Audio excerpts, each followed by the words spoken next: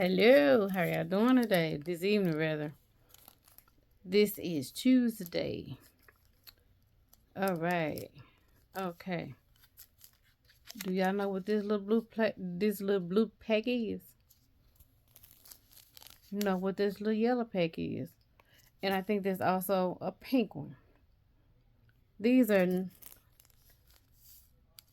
0-calorie sweeteners that contain aspartame and saccharin. Okay. I came across an article on Sunday. Aspartame, a possible carcinogen. A carcinogen is a substance or an organism that can cause cancer. Food Watch, the Cancer League, and UCA launched a European petition calling for a ban. It says, say no to aspartame in our food and drinks in Europe. February the 4th is World Cancer Day. The sweetener aspartame, which it states that it's labeled as E 951, has been classified as possibly carcinogenic to humans by the World Health Organization's International Agency for Research on Cancer since July of 2023. Food Watch, the Cancer League, and UCA are calling for an unprecedented mobilization of consumers across Europe via a petition targeting the European Commission and the EU member states. Okay. The International Agency of Research on Cancer and the World Health Organization classified the sweetener aspartame as possibly carcinogenic to humans in July of 2023. However, more than 1 year on, aspartame is still on the market. This is an unacceptable health risk, according to Food Watch, the Cancer League, and UCA, who called for a ban with the European nation. Now, their consumers have some type of device that they can use to scan to see if artificial sweeteners and things like that are in their food.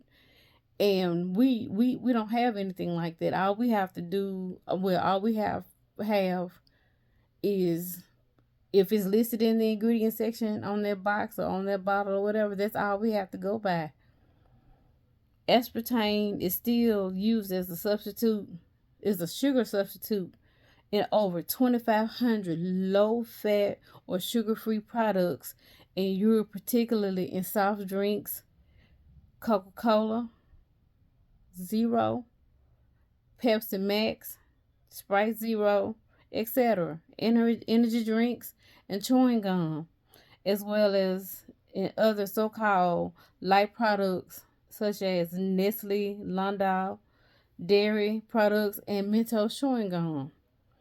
For over 30 years, independent research also associated aspartame with an increased risk of developing type 2 diabetes, y'all, and cardiovascular disease.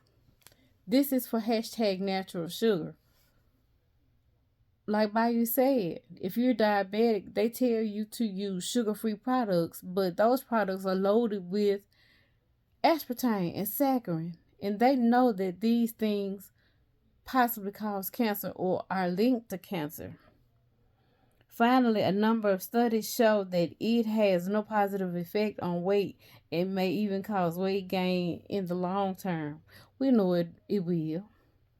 In an unprecedented mobilization, Food Watch, the Cancer League, and UCA are launching today a petition in 11 countries: Austria, Belgium, France, Germany, Italy, Ireland, Luxembourg, the Netherlands, Spain, Switzerland, and the United Kingdom, to put pressure on the European institutions to ban aspartame and ask for the EU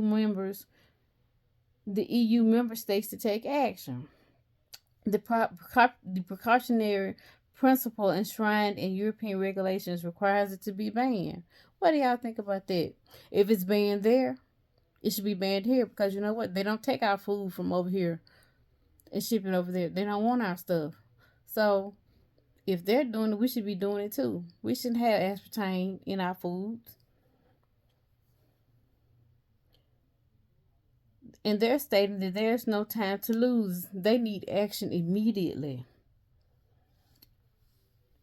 The inaction of governments in Europe over the last year and a year and a half is intolerable.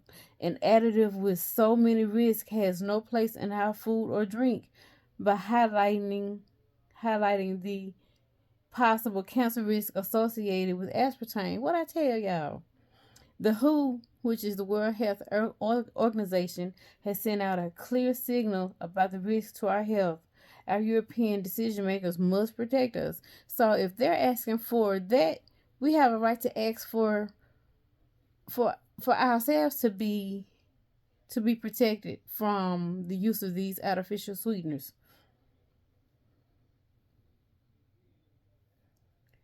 Felipe Bergerot, president of the Cancer League, sees no reason to allow people to be exposed to a completely avoidable risk of cancer. The WHO and numerous scientific studies highlight this risk. We can't say we didn't know. We're asking our political decision makers to shoulder their responsibilities and ban it. And they have every right, and so do we here in America. We do.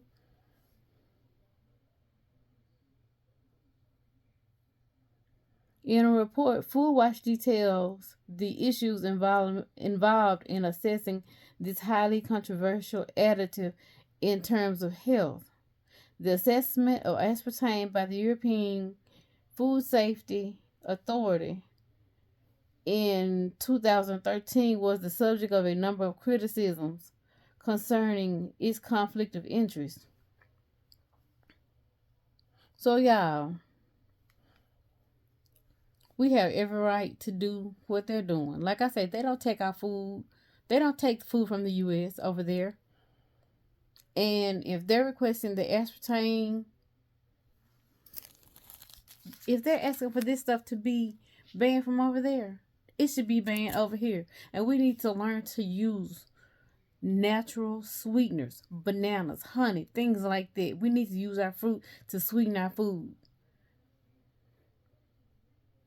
We just have to dive a little bit deeper and create our own things. Okay? So, I'm going to ask you all this. Bayou started hashtag natural sugar. And I think now it's been about over a month. And would like to know how many of you, it's a lifestyle change. It's supposed to be a permanent lifestyle change. Us giving up sugar. It's not easy. I'm going to tell you, it's not easy. And I know a lot of you all have fallen off that bandwagon. But you know what? Each day is a new day to start over again. You don't have nobody there to hold you accountable but you. Yes, you're the only person who can hold yourself accountable. And you know you got to do right because we want you here living with us. And do I want to develop diabetes? No, I don't. So I've been checking my sugar. I've been going without sugar. And you know what? I'm happy. I'm so happy. Now, I did a video the other day when I woke up, to eat breakfast. And I had oatmeal and bacon. And guess what? I had no honey. And my husband knows that I don't want to use these. Those are his. I don't want to use them. So I found me a ripe banana. Yes, it is. At that state, it's loaded with sugar. So I put it in my oatmeal and I smashed it up really, really, really good and creamy. And it was just fine to me. And what I'm finding out with using honey, I'm possibly using a little bit too much.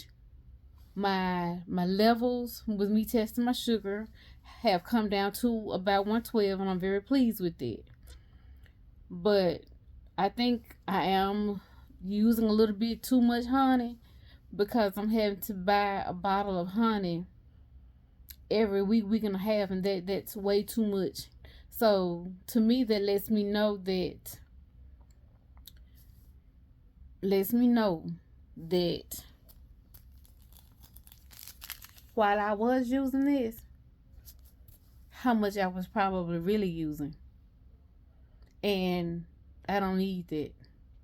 So I'm going to skim back on the honey, and I'm going to use more of the bananas and the blueberries and the blackberries and things like that, and strawberries to sweeten like my oatmeal. Now when it comes to tea, I can use just a little bit of honey and add a lemon in there with some mint, and I'll be perfectly fine. But like I say, these choices that we make, they are lifestyle changes that they're supposed to be permanent. Y'all heard me when I read the article. It leads to possible cancer and type 2 diabetes. You don't want that, and neither do I. Okay? See you in the next video.